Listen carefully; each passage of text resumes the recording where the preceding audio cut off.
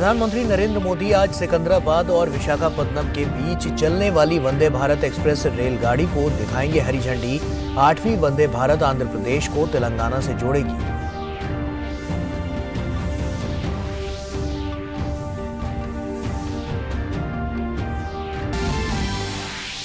गृह मंत्री अमित शाह आज गुजरात के गांधीनगर में विभिन्न विकास कार्यों का करेंगे उद्घाटन और शिलान्यास। अहमदाबाद में Gujarat Bharat scout guide association के प्रशिक्षण केंद्र के आवासीय कक्षों का भी करेंगे उद्घाटन।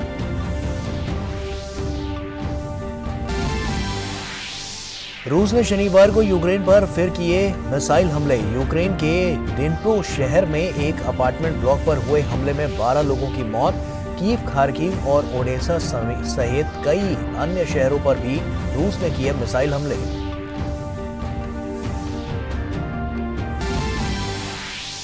भारत और श्रीलंका के बीच तीसरा और अंतिम वनडे या मैच आज तिरुवनंतपुरम में। सीरीज के पहले दोनों मुकाबले जीतकर अजय बढ़त बना चुकी टीम इंडिया की नजर क्लीन स्वीप पर होगी।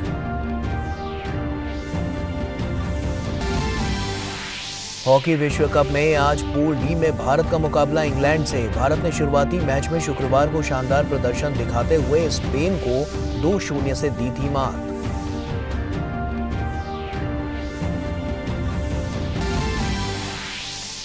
देश के विभिन्न भागों में श्रद्धा और उल्लास के साथ मनाया जा रहा है मकर संक्रांति का त्योहार। मकर संक्रांति के मौके पर लोग नदियों में कर रहे हैं स्नान। तमिलनाडु में आज से पोंगल की धूम। असम में भी मनाया जा रहा है 3 दिवसीय माघ बिहू उत्सव।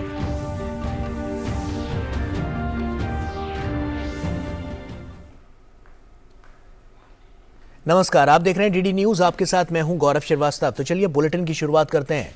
प्रधानमंत्री नरेंद्र मोदी आज सुबह 10:30 बजे वीडियो कॉन्फ्रेंसिंग के माध्यम से सिकंदराबाद को विशाखापत्तनम से जोड़ने वाली वंदे भारत एक्सप्रेस ट्रेन को हरी झंडी दिखाकर रवाना करेंगे। ये भारतीय रेलवे द्वारा शुरू की जाने वाली 8वीं वंदे भारत एक्सप्रेस ट्रेन होगी। ये लगभग 700 किलोमीटर की दूरी तय करने वाली 2 तेलुगु भाषी राज्यों तेलंगाना और आंध्र प्रदेश को जोड़ने वाली पहली ट्रेन होगी। आंध्र प्रदेश में विशाखापत्तनम, राजमुंदरी और विजयवाड़ा स्टेशनों पर और तेलंगाना में खम्मम, वारंगल और सिकंदराबाद स्टेशनों पर इसका ठहराव होगा। वंदे भारत एक्सप्रेस ट्रेन को स्वदेशी रूप से डिजाइन किया गया है। ये ट्रेन अत्याधुनिक यात्री सुविधाओं से लैस है और यात्रियों को तेज, आरामदायक और सुविधाजनक यात्रा का अनुभव प्रदान करेगी।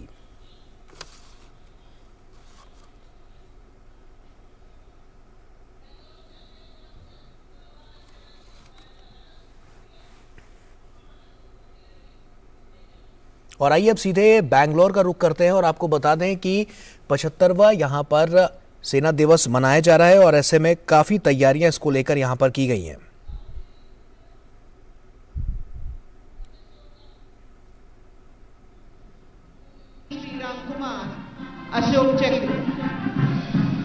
Now the contingents are being reviewed. The first contingent is one of the most decorated arms, the Regiment of Artillery commanded by Captain Shivam Gautam.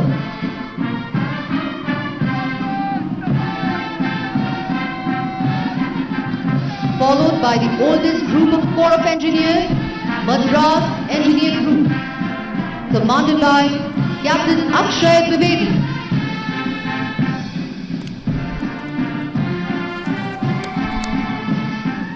Next we have the highest decorated group of the Corps of Engineers, Bombay Sappers, which is commanded by Major Gaurav Tiwari.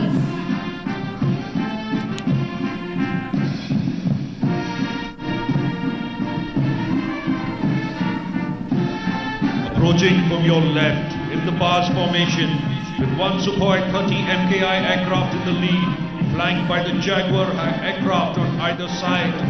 The fly past formation is being led by Group Captain Barber. Showcasing the highest military standards, ladies and gentlemen. And now the contingent. In front of you, the pride of the Indian Army, the Maroon Beret Parachute Regiment, donning the new combat uniform, led by Major Saurav Paik, is now being reviewed.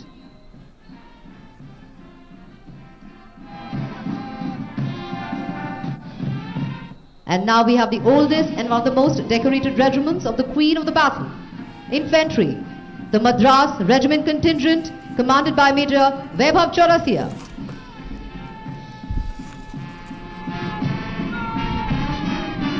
followed by the contingent of the Mahar Regiment, commanded by Captain Rahul Singh.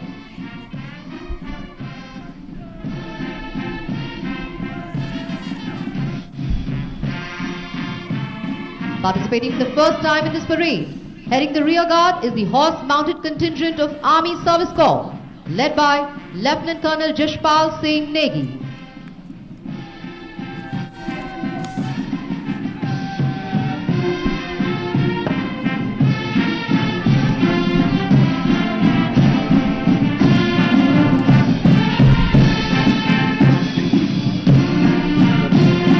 देवियों और सज्जनों, आज के युद्ध में drone और UAV का महत्व सर्वोपरि है। सेना में कई तरह के ड्रोन का परीक्षण किया जा रहा है, उसी की एक झलक आज यहां दिखाई जा रही है। ड्रिल स्क्वायर के बाईं ओर आप देख सकते हैं दक्ष लॉजिस्टिक ड्रोन गर्व से भारतीय राष्ट्रीय ध्वज और भारतीय सेना का ध्वज फहराता हुआ आ रहा है। यह ड्रोन 6 से 8 किलोग्राम वजन उठाने में सक्षम है और इसका उपयोग आपदा राहत सहित रक्षा बलों के लिए विभिन्न अनुप्रयोगों में किया जा सकता है। यह ड्रोन वर्तमान में चेन्नई के समुद्र तट की निगरानी कर रहा है। उसके पीछे दक्ष एग्रीगेटर्स भारतीय सेना कमान के झंडे फहराता हुआ। इस ड्रोन का उपयोग कृषि यानी एग्रीकल्चर के क्षेत्र में किया जाता है।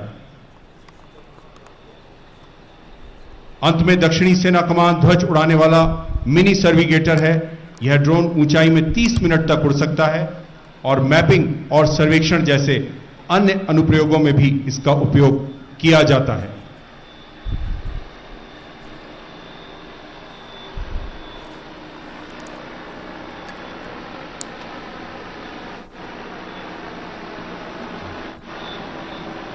और अभी आप देख रहे हैं पुष्प वर्षा के साथ आज की परेड का अभिनंदन किया जा रहा है।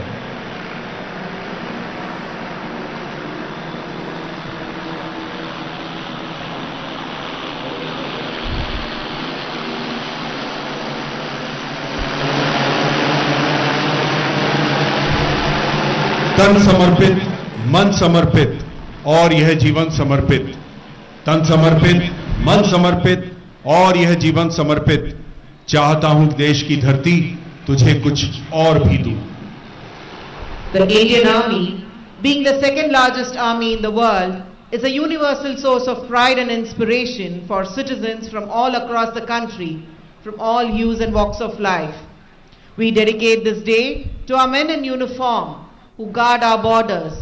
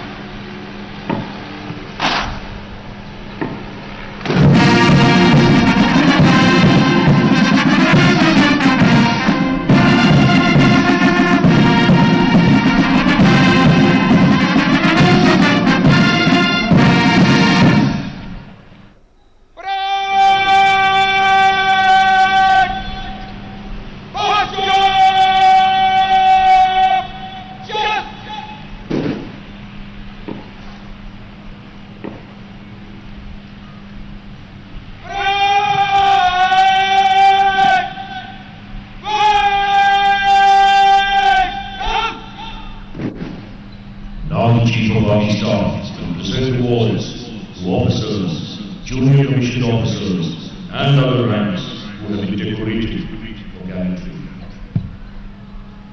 Shaurya Chakra.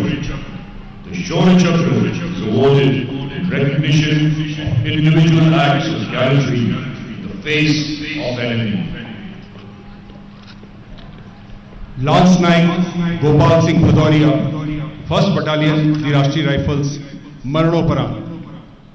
12 फरवरी 2017 को लांस नायक गोपाल सिंह भदौरिया ने जम्मू कश्मीर के एक गांव में एक घेरा और तलाशी अभियान के तहत गंभीर रूप से घायल होने के बावजूद एक भागते हुए कट्टर आतंकवादी को मार गिराया। कर्तव्य की पुकार और विशिष्ट वीरता से परे साहस दिखाने के लिए लांस नायक गोपाल सिंह भदौरिया को मरणोपरांत शौर्य चक्र से सम्मानित किया जाता है। यह पुरस्कार उनके पिता श्री मुनीम सिंह भदौरिया ग्रहण कर रहे हैं। श्री मुनीम Singh Bhadauria.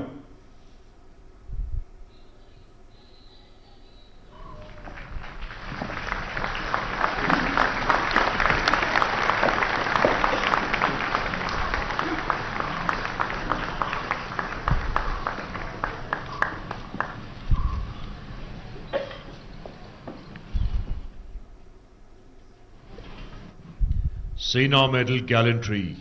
Sena Medal Gallantry is awarded in recognition of such individual acts of exceptional devotion to duty or courage as has special significance to the Army. Lieutenant Colonel Vipin Kumar Gaur, 17th Battalion, the Madras Regiment, on 29 June 2021. Lieutenant Colonel Vipin Kumar Gaur, receiving an input in village Dadar district Sundarban, came into contact with 3 hardcore foreign terrorists. Unmindful of heavy fire and grenade lobbing by the terrorists, he displayed exemplary leadership and mental determination to eliminate all 3 terrorists. For displaying raw courage, Lieutenant Colonel Vipin Kumar Gaur is awarded with Sena Medal Gallantry. Lieutenant Colonel Vipin Kumar Gaur.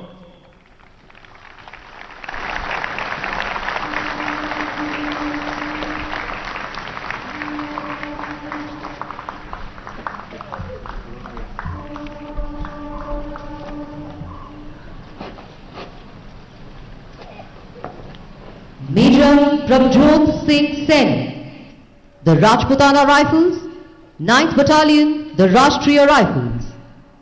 On 17th November 2021, Major Prabhjot launched a cordon and search operation in Kulgam district of Jammu and Kashmir. On coming under unprovoked fire, Major Prabhjot retaliated and successfully eliminated 2 terrorists. For displaying tenacity in action and exemplary courage, Major Prabhjot Singh Saini is awarded Sena Medal Gallantry. Major Prabhjot Singh Saini.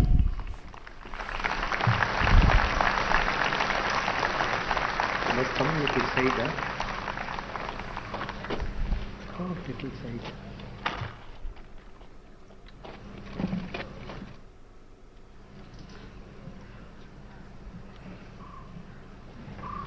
Major Aditya Bisht, the Assam Regiment, 42nd Battalion, the Rashtriya Rifles.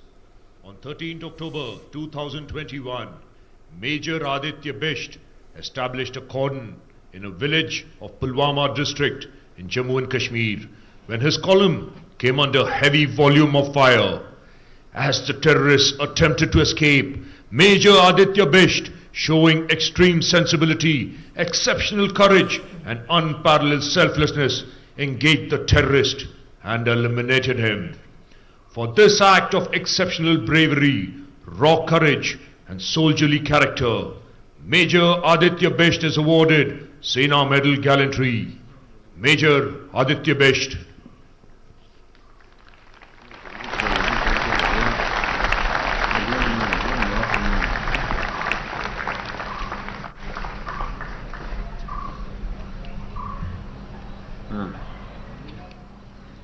नहीं 3 को बोल रहा हूँ, audience हो गया।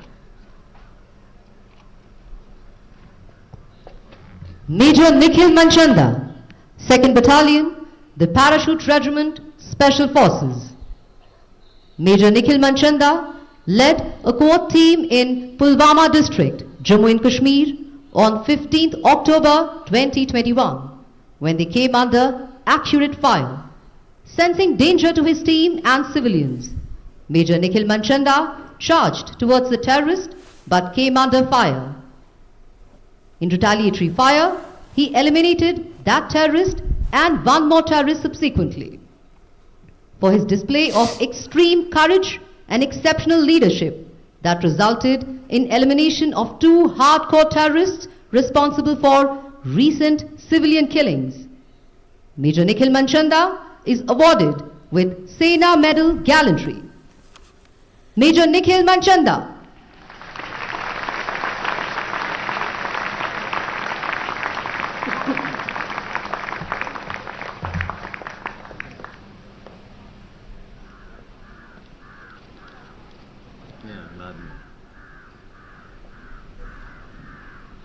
Havaldar Deshmukh Nilesh Malharrao, 16th Battalion, the Maratha Light Infantry Regiment.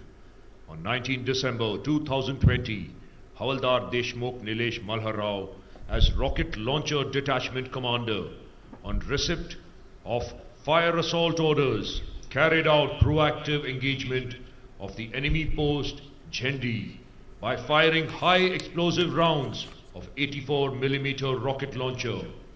Demonstrating exemplary courage and determination, his actions resulted in 2 fatal and 2 non-fatal casualties of the enemy. For exhibiting exceptional leadership and commitment to service beyond the call of duty, Havaldar Deshmukh Nilesh Malharrao is awarded Sena Medal Gallantry. Havaldar Deshmukh Nilesh Malharrao.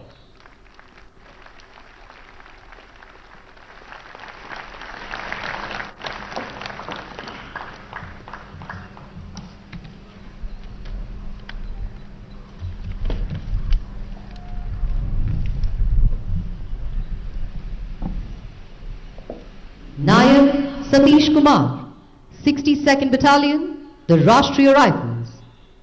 Nayak Satish Kumar was part of a search operation to locate a hidden terrorist in dense jungle, where his team came under indiscriminate fire. Displaying highest standards of battlecraft, he engaged and neutralized the terrorist at close range. For displaying indomitable spirit and exceptional courage, Nayak Satish Kumar is awarded Sena Medal Gallantry. Nayak Satish Kumar.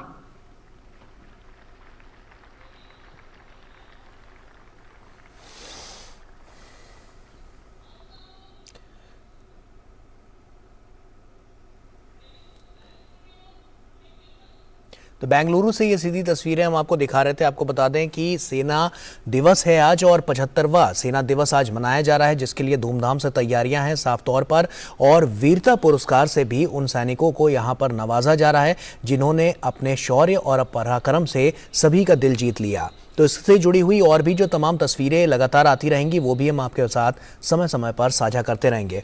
Bulletin में आगे बढ़ते हैं और आपको बता दें कि तेलंगाना के सिकंदराबाद से आंध्र प्रदेश के विशाखापट्टनम तक 8वीं वंदे भारत रेल चलने को तैयार है। प्रधानमंत्री मोदी की महत्वाकांक्षी ट्रेन वंदे भारत का जायजा लेने सिकंदराबाद रेलवे स्टेशन पर रेल मंत्री अश्विनी वैष्णव और संस्कृति मंत्री जी किशन रेड्डी शनिवार की देर रात पहुंचे और इस मौके पर डीडी न्यूज ने रेल मंत्री अश्विनी वैष्णव से एक्सक्लूसिव बातचीत की। आप भी देखिए।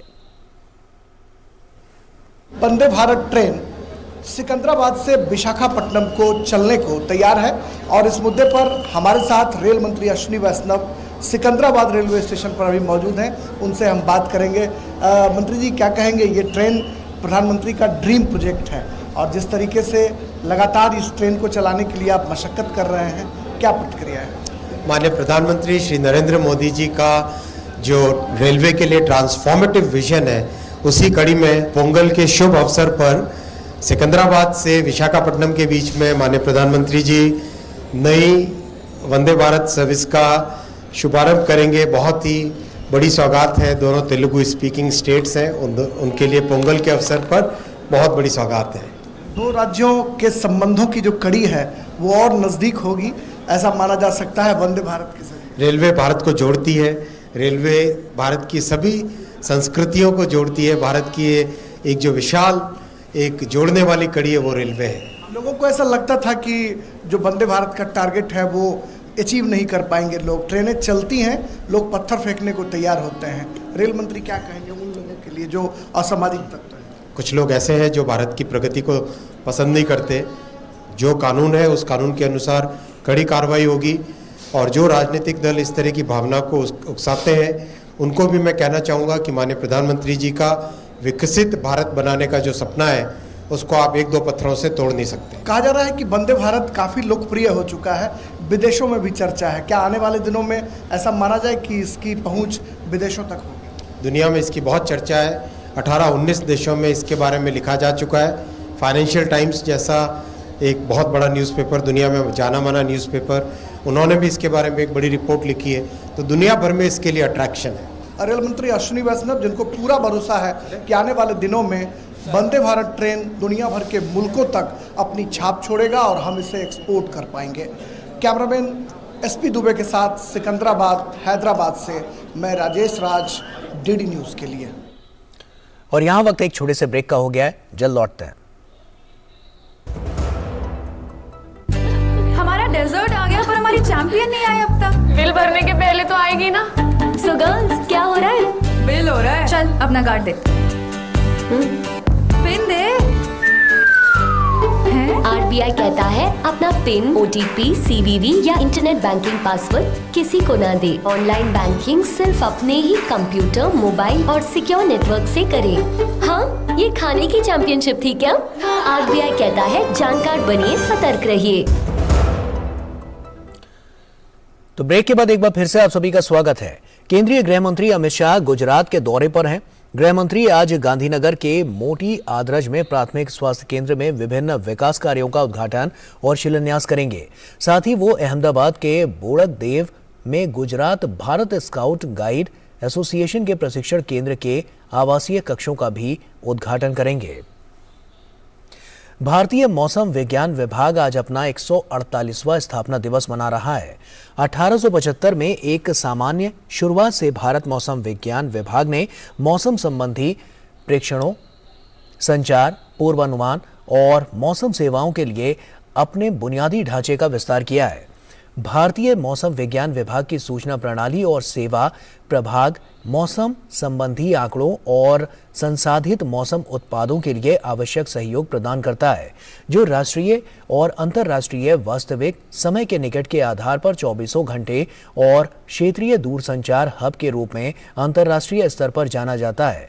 मौसम विज्ञान विभाग के मौसम विज्ञान दूरसंचार और में बिंदु दर बिंदु और अनेक तत्वों तक आंकड़े प्राप्त करने और इसे चुनिंदा रूप से प्रसारित करने के लिए देश और दुनिया के भीतर आपको बता दें कि लिंक और मौसम केंद्रों का एक एकीकृत नेटवर्क होता है। भारतीय मौसम विज्ञान विभाग भारत सरकार के पृथ्वी विज्ञान मंत्रालय के तहत काम करता है। आगे बढ़ते हैं, आपको बता दें कि बनारस से डिब्रूगढ़ की यात्रा पर निकला गंगा विलास क्रूज बिहार के बक्सर पहुंच गया है। गंगा विलास पर यात्रा कर रहे पर्यटक बक्सर के घाटों के दर्शन कर रहे हैं। सबसे पहले उन्होंने बक्सर के राम रेखा घाट के दर्शन किए। उसके बाद यात्रियों ने सीताराम उपाध्याय संग्रहालय का भी दौरा किया। MV गंगा विलास को प्रधानमंत्री नरेंद्र मोदी ने शुक्रवार को झंडी दिखाकर रवाना किया था।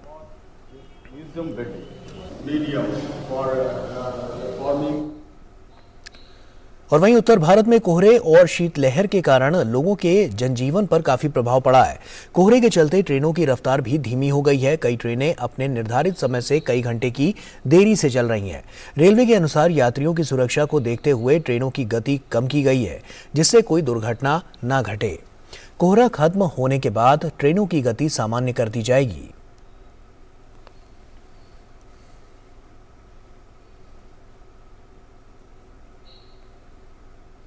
और वहीं उत्तर भारत में शीतलहर का प्रकोप जारी है। जहां एक ओर ठंडी हवाओं ने गलन बढ़ा दी है, तो वहीं दूसरी ओर घने कोहरे ने रेल परिचालन और हवाई यात्रा को भी बाधित कर दिया है। कोहरे के कारण इंदिरा गांधी अंतर्राष्ट्रीय हवाई अड्डे पर विमानों की उड़ानों पर असर पड़ा है। दिल्ली आने और जाने वाली कई उड़ानें प्रभावित हैं। और इसी के साथ फिलहाल इस बुलेटिन में इतना ही। आप बने रहिए डीडी न्यूज़ के साथ। हमें दीजिए इजाज़त। नमस्कार।